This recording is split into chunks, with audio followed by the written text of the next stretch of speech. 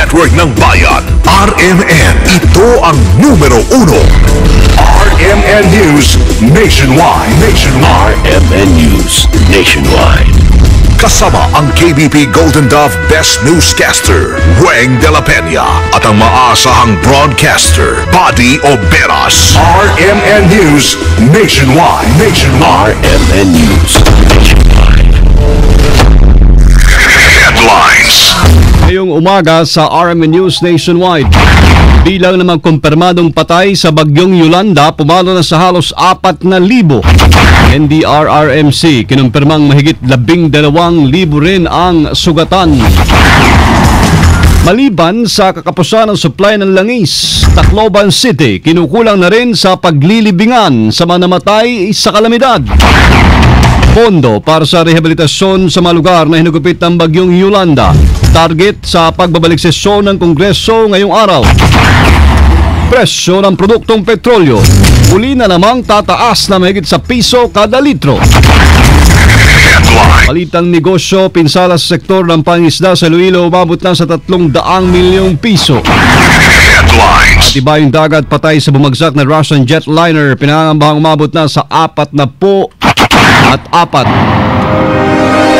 Buong bansa sa boses ng balita.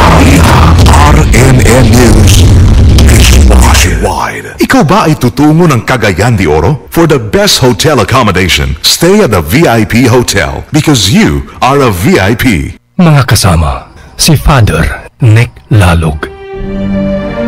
O Diyos, Ama naming mapagmahal, ngunit ka naming pinupurit at salamatan sa iyong walang hanggang kabutihan at kadakilaan. Higit pa rin nangingibabaw ang bigay mong buhay at biyaya sa aming lahat sa gitna ng trahedyang dulot ng bagyong Yolanda. Ngunit batidin po ninyo, Panginoon, na hindi namin naiwasang maiyak at manlumo araw-araw habang parami ng parami ang bumabantad sa aming mga kwento at larawan ng kasawian at kamatayan. Opo, Panginoon, may mga pagkakataong kami nag-aalinlangan sa iyong katapatan. Pero higit sa lahat, Panginoon, batid po namin ang marami naming kasamaan, hindi lamang sa aming mga magulang at sino paman, kundi pati laban sa kalikasan. Kaya't kami patuloy ninyong tulungan na palaging sundan at tularan ang iyong anak na aming Panginoong Hesus. Sa katunayan, bago pa man dumating ang mga pagsubok na ito, naroon si Hesus na naunang nagpakasakit at namatay sa krus para sa amin. Dagdagan po ninyo ang aming lakas at tapang upang huwag kalikuran ang aming mga kalbaging pasan sapagkat walang ibang paraan tungo sa makabuluhang pagbabago kundi sa daan ng krus. Sa krus lamang tunay naming malalaman na higit sa pagkain tubig, pag-ibig at pagdanay ang kailangan. Hindi lamang tirahan at higaan ang inaasahan kundi ang aming kaisahan. Kaya naman o aming Diyos, Ama, kami iyong tulungan. Bigyan niyo po kami ng tapang katatagan magsama-samang maglakbay, magsama-samang umahon at bumangon, magsama-samang tumungo kay Kristo sa tuwing na pagpapalitago. Sa kapangyarihan ng Espiritu Santo, ito'y aming hiling sa iyo, o Diyos Ama, sa ngalan ni Kristo. Amen. Ang pinakamalaking mga balita, abot sa bawat Pilipino, saan man sa bansa. RMN News Nationwide. Mabuhay Pilipinas, umaga po ng Lunes ngayon, November 18 na tayo, 2013. Ito ang numero 1 RMN News Nationwide. Ako si Buddy Oberas. Tayo ay live sa 612 RMN Cebu, DYHP, ACCV 684 RMN Tugiganao, DWAR 103.9 RMN Palawan, at sa DYRI 774 RMN Iloilo. Live pa rin international by www.rmnews.com/tv, WRMN New York, USA, at salat po natin ang number 1 AM station sa buong bayan. RMN News Panahon. Patuloy po na makakaranas mga kasama ng magandang panahon ang malaking bahagi ng Pilipinas. Walang inaasahang papasok na sama ng panahon o bagyo sa Philippine Area of Responsibility. Sa loob ng 2 hanggang 3 araw ayon sa Pag-asa, Talo yung tail end lamang po ng cold front na karaniwang tuwing Ara-Bermans ang nakakapekto sa dulo ng Northern Luzon. Magdadala ito ng maulap na kalangitan na may mahina hanggang katamtamang pagulan at pagkidlat pagkulog sa Cagayan Valley at sa Aurora. Ang mga rehiyon naman ng Cordillera at Ilocos ay magkakaroon po ng bahagyang maulap hanggang sa maulap na papawirin na may mahinang pagulan. Asahan din ang bahagyang maulap hanggang sa maulap na may pulupulong pagulan. Pagkidlat pagkulog ang Metro Manila at natitirang bahagi ng bansa. Pumalo na sa 3,974 ang bilang ng mga namatay sa paghagupit po ng Bagyong Yolanda noong November 8. Ayon sa National Disaster Risk Reduction Management Council, umakyat na rin sa 12,544 ang nasugatan habang 1,186 naman patuloy pa rin pinaghahanap. Papalo sa 2.178 milyong pamilya ang naapektuhan ng bagyo sa mga 10,000 barangay. Ito ay pinagsama-sama na sa Calabarzon, Mimaropa, Bicol, Visayas, Northern Mindanao, Davao at Caraga Region. At sa nasabing bilang 836 families ang nawala ng bahay dahil sa paghagupit ng storm surge. Umalo rin sa may 10 bilyong pisong halaga ng pinsalang iniwan ng Bagyong Yolanda sa sektor ng agrikultura at infrastruktura. Mananatili si Pangulong Noynoy Aquino sa Tacloban hanggat hindi naayos ang pinsalang dulot ng Bagyong Yolanda. Kasunod ito ng naging batikos naman ng international media sa mabagal at hindi organisadong pamamahala ng Aquino administration sa manasalanta ng bagyo. Dahil dito pinagutos ng Pangulong Aquino na bilisan ang pamahagi ng relief goods sa halos 10 milyong individual na naapektuhan ng malakas na bagyo sa Leyte, Samar at iba pang bahagi ng bansa. Sa pag-iikot ng Pangulo sa Tacloban City, binisita niya ang mga pasyente sa Eastern Visayas Medical Center. Ngayon din ang repacking center sa bodega ng National Food Authority. Patuloy po na naghanap ng konkretong hakbang ang Department of Energy para resolbahin ang kakapusan ng supply ng langis sa Eastern Visayas, lalo sa Tacloban City.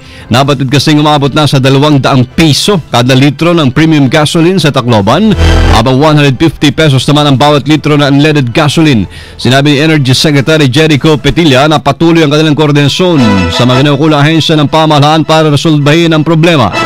Sa panukala naman ng ilang grupo, sinabi nila magtayo na lamang ng pansamantalang imbaka ng mga produktong petrolyo na magagamit sa delivery ng relief goods at may bibenta rin sa publiko sa mas mababang halaga. Problemado na po ang mga lokal na opisyal ng Tacloban Leyte dahil kinukulang na sila ng mga lugar na pwedeng paglibingan sa mga nasawi sa paghagupit ng Bagyong Yolanda. Nabatid kasi ng karagdagang 200 bangkay na recover pa ng retrieval team. Sinabi ni City Vice Mayor Jerry Yaucasin na kalahati pa lamang na mga na-recover nilang bangkay ang nililibing. Pansamantalaan niya nakalagak ang ito sa mga lugar kung saan na-recover din. Nakatakda naman ani magpulong ang city government para pag-usapan ang susunod na hakbang para matugunan ang problema.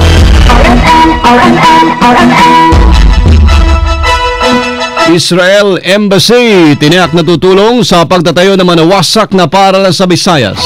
Sama natin sa Balita Live, Joyce Adra. RMN Report! Tiniyak ng Israel Embassy na tatagal pa ang kanilang pwersa sa Visayas. Ayon sa embahada, hindi lamang ang pamamahagi ng relief goods ang prioridad nila sa mga nasalanta ng bagyo sa Visayas, kundi ang reconstruction ng mga nasirang paaralan. Sa katunayan, sa Cebu, maraming silid paaralan na ang naituyong muli ng Israeli forces at bumalik na sa mga paaralan ang mga mag-aaral doon. Patuloy din ang paggamot ng Israel Medical Team sa mga nasugatan sa kalamidad, katulong ang mga doktor mula sa Visayas. Kasama mo sa DFA, Joyce Adra, Tatak RMN. Radyo mo nationwide. RMN News Nationwide. RMN Nationwide Report. Kasama yung klase sila eskwelahan sa Capiz, balik na ngayong araw. Kasama natin sa Balita Live, Michelle Oropio ng RMN Rojas. RMN Report. 10 araw matapos ang pananalanta ng Bagyong Yolanda sa Capiz, balik eskwela na ang mga mag-aaral sa ilang paaralan. Karamihan sa mga mabubukas ngayong araw ay ang mga private school at mga public elementary at high school sa Rojas City. Ayon kay DepEd Rojas City Division Superintendent Dr. Macapusin, ang mga paaralang hindi lubos na sinira ng bagyo ang makakapanumbalik ng klase ngayong araw, ngunit magiging half-day basis lamang upang ma-accommodate maging ang lahat ng grade school level sa buong araw dahil sa sira ng ilang classrooms. Samantala, ang mga totally damaged naman na mga eskwelahan ay sa Disyembre 2 pa. Napag-alaman na sa ngayon, ay umabot na sa 1.1 billion pesos ang damage sa mga eskwelahan sa 2nd District, habang 475.2 million naman sa 1st District. Kasama niyo sa DYVR Rojas, Michelle Oropio, Tatak, RMN. Radyo mo nationwide. Mga kontrabandong nasabat ng customs idodonate sa mga biktima ng kalamidad. Sama natin sa Balita Live, Alwin Seliring ng RMN Cagayan de Oro. RMN Report. Parating po natin si Alwin Seliring ng RMN Cagayan de Oro, mga kasama.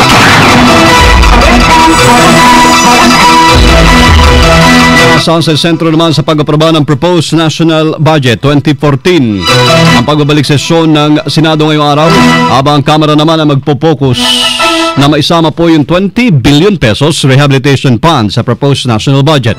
Ayon kay Senate Finance Committee Chairman Francis Chis Escudero, prioridad nila ngayong maipasa yung budget bill. Anya, ihanda rin nila ngayong araw ang committee report na para mapirmahan na rin ng mayorya. Sinabi pa ni Escudero na itinakda bukas November 19 ang sponsorship ng budget bill, habang pagdedebatehan yan hanggang sa November 16. Balikan po natin kaagad yung mga kontrabandong nasabat ng Customs Bureau idodonate sa mga biktima ng kalamidad. Gabalik sa Alwin Seliring ng RMN Cagayan de Oro. RMN Report. Nakatakda na ipadala ng DSWD-10 ang mga nakumpiskang mga gulay at bigas na iligal na ipinuslit sa Mindanao Container Terminal sa Taguluan, Misamis Oriental, at nasabat ng Bureau of Customs. Ang kontrabando na naglalaman ng bigas, karos at patatas mula sa Vietnam ay may market value na 8 million pesos. Ayon sa BOC na kanilang idadaan sa DSWD ang paghahatid nito sa mga nasalanta ng Bagyong Yolanda sa Eastern Visayas. Dagdag pa na bago pa man ito ihatid sa DSWD ay idinaan na ito sa quarantine, kaya fit umano ito for human consumption. Dahil dito, pinasalamatan na rin ng BOC at DSWD ang mga smugglers dahil sa kanilang iligal na pagpupuslit ay makakatulong ito sa mga nangangailangang biktima ng kalamidad. Samantala, nagkulang naman ang supply ng sardinas at noodles ang mga satellite offices ng DSWD-10 dito sa lungsod dahil umano sa taas ng demand. Kakailanganin pa umano ng ahensya na bumili ng sardinas direkta mismo sa Zamboanga. Dahil dito, hininto muna ang repacking hanggang sa magkaroon na ng ibabalot na sardinas at noodles. Kasama mo sa DFCC Cagayan de Oro, Alwin Seliring, Tatak, RMN. Radyo mo nationwide. Doble na ang presyo makasama ng mga paon ng bilihin sa bayan ng Merida at Isabel sa Leyte. Nabatid na umabot na sa 60 pesos ang kada kilo po ng bigas sa bayan ng Isabel lamang mula sa dating 36 hanggang 30 pesos. Mahigit naman sa 100 piso ay tinaas sa presyo ng construction material. Kabilang na dyan yung kada kilo ho ng pako at yero. Peraso ng yero dahil dito napilitan ng mga residente na dumayo sa Ormoc at Cebu para doon mamili ng pagkain, tubig at iba pa nilang pangangailangan. Target ni Energy Secretary Jericho Petilla na maibalik ang supply ng kuryente sa lahat po ng mga lugar na sinalanta ng Bagyong Yolanda bago sumapit ang Pasko. Kasunod dyan ang naging pahayag ng Pangulong Noynoy Aquino kung saan pinamamadali na niya ang pagpapanumbalik ng supply ng kuryente sa mga lugar na binayo ng bagyo. Ayon kay Petilla, hindi daw siya nangangakong masusuplayan ng kuryente ang lahat na apektadong lugar, pero gagawin na lahat na mga kaya. Aniya, prioridad nila ang main town at municipalities, gayon din sa mga barangay na maraming residente. Matatanda ang abot sa 150 transmission towers ang itinumba ng Bagyong Yolanda nung manalasa ito sa bansa November 8. Nagbabadya mga kasama na tumaas ang presyo po ng mga produktong petrolyo ngayong linggo. Nabatid na maglalaro sa piso hanggang 1.20 ang itataas sa kada litro ng gasolina, habang 5 centavos hanggang 15 centavos naman sa bawat litro ng diesel. Tataas din ang presyo ng kerosene ng 30 sentimos hanggang 50. Pero dahil sa umiiral na price freeze bunsod ng national calamity, hindi pwedeng galawin ng presyo ng kerosene. RMN News Negosyo. Lalo na po sa mahigit 300 milyong piso ang iniwang pinsala ng Bagyong Yolanda sa industriya ng pangingisda sa Iloilo. Ayon sa report ng Bureau of Fisheries and Aquatic Resources, tinatayang 2,058 2,058 hektare na ng aquaculture ang napinsala. Nagkakalagayan na may sa 40 milyong piso. Nasa 37 million pesos naman ang halaga na nasirang commercial fishing vessels, habang 425 fishing gears ang napinsala na nagkakalaga ng mahigit sa 149 million pesos. Umaasa ang BIFAR na makakabangon muli kaagad ang mga mangisda sa Iloilo mula sa iniwang pinsala ng bagyo. RMN News Abroad. Pinangambahang nasuwi ang lahat ng 44 na pasahero at 6 na crew ng bumagsak na Russian jetliner sa Kazan City, Republic of Tatarstan. Ayon ho kay Emergency Situations Ministry spokeswoman Irina Rosius, ang jetliner na Boeing 737 ay galing sa Moscow's Domodedovo International Airport. Mapalapag na sana nang bumagsak alas 7:25 linggo ng gabihan, oras sa Russia. Kinumpirma naman ni Ria Novosti, State News Service ng Russia, kabilang sa mga pasahero ay ang kanilang Regional Chief ng Federal Security Service si Lieutenant General Alexander Antonov at ang anak ni Tatarstan Regional President Rostam Minikano na si Irek. Napatid na 23 years na ang jetliner at nagamit na ng 8 airlines, kabilang Air France, Uganda Airlines at Bulgaria Air. Patuloy pa rin inaalaman sa ng pagbagsak ng eroplano.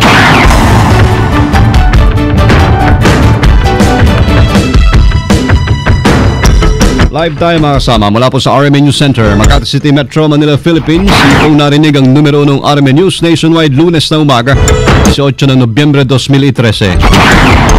Mga taga Surigao,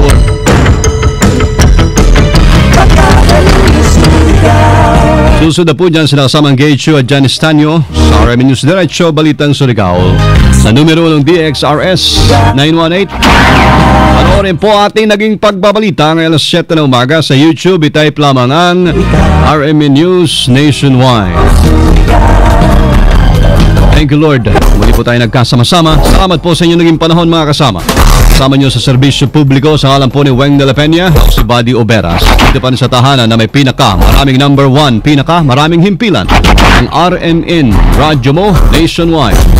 Pinakamalaking mga balita abot sa bawat Pilipino sa anuman sa bansa. RMN News Nationwide. 7:17 na umaga. John Lloyd, bibigyan kita ng isa